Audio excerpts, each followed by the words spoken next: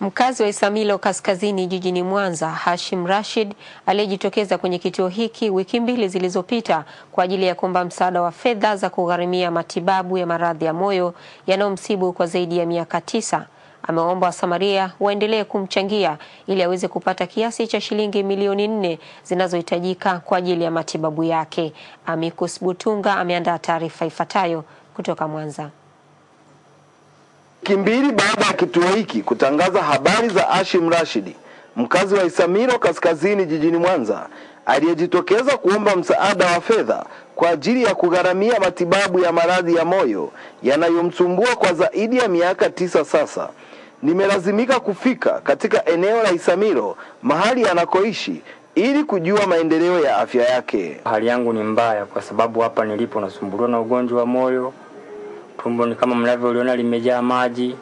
Siwezi kula, siwezi kulala vizuri. Kwa kweli hali yangu sio nzuri, na ndio maana nafikia hatua ya kusema kwamba hali yangu ni mbaya. Mbili waliniambia nipeleke shilingi milioni 4.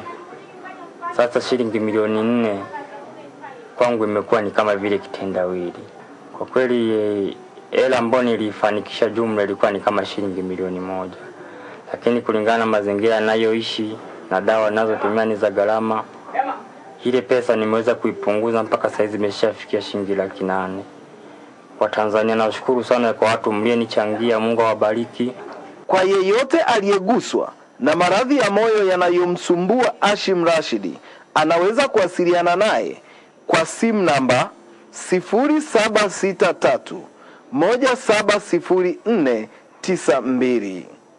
Amicus Butunga, TBC Mwanza.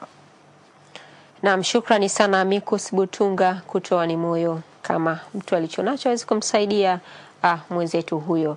Habari hiyo ya Amicus Butunga inakamilisha habari za kitaifa. Tupate mapumziko mafupi.